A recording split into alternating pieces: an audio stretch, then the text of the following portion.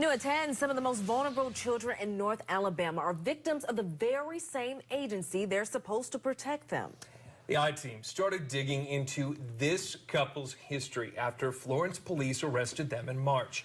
Daniel and Janice Spurgeon faced nearly 700 counts of child abuse, sex abuse, rape, sodomy, sexual torture, and human trafficking. It's a story that has had the Tennessee Valley talking ever since. And the Department of Human Resources kept giving the Spurgeons foster children despite complaints about them. WAAY 31's Brecken Terry questioned DHR about its policies and what mistakes, if any, agents made in this I-Team big story.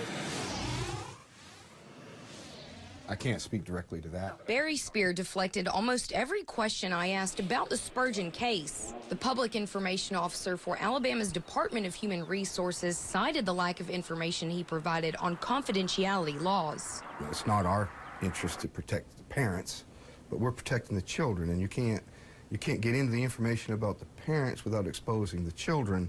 But we never asked a specific question about any child.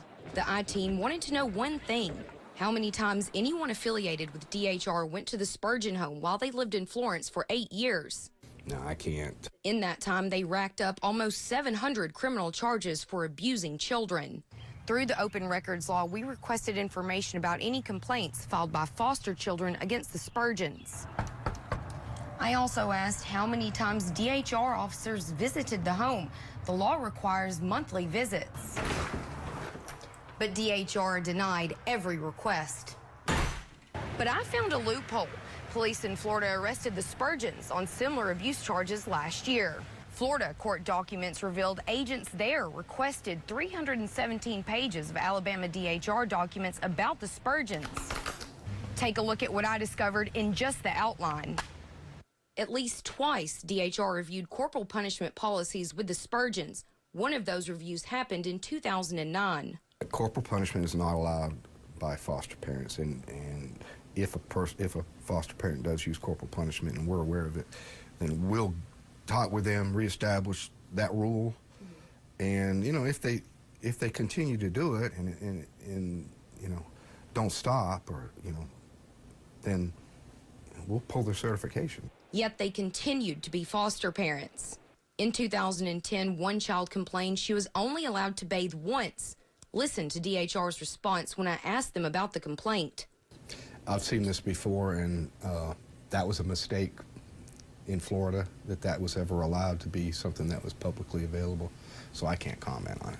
So I asked John James. He's the Family Services Director at DHR. I just thought it was one of the worst things I've seen in my 25 years, if not the worst. But not bad enough to say how DHR missed the alleged abuse. Investigators in Florence say the Spurgeons beat, raped, tied up, and/or abused 11 children. One of the alleged victims told Florence police Daniel Spurgeon started beating her when she was just 12. Quote, "He poured candle wax. I have scars across my chest. I have a scar on my toe where he dug a drill into it, and a burn mark on my leg." Again, I asked Spear how agents missed signs of abuse, or if any agents even inspected the home. I think the answer to that question would be how does any child abuse go on in a home without people knowing about it? It happens all the time. It's happening right now. DHR told WAAY 31 there's an electronic log that catalogs every time a social worker visits a foster home or checks on a child. It includes the dates and times of the visit. DHR said there is a log for the Spurgeons, but they wouldn't tell us the number of visits or the frequency. So what about the agents who made an undisclosed number of visits? Remember, some of those visits involved corporal punishment policies. When something like this comes out, is the social worker ever held responsible or maybe goes through more training, or is that just something y'all look into? Okay. I'm sorry. Go ahead. We're getting a little too close into the actual case. DHR's own documents show more than 1,700 foster children across North Alabama in the past year. So I asked James if caseworkers are spread too thin. He said most agents handle about 18 cases at a time, but a 30% turnover rate among social workers causes a few problems. When we have turnover and workers leave, it does require other workers to cover their caseloads until new workers can be hired and trained. And so that does present a problem in some counties when they do lose staff.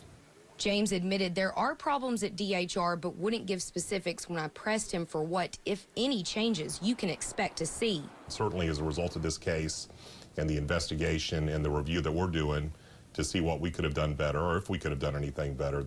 Better for the 11 children the Spurgeons are accused of abusing, while DHR put dozens of children in their care.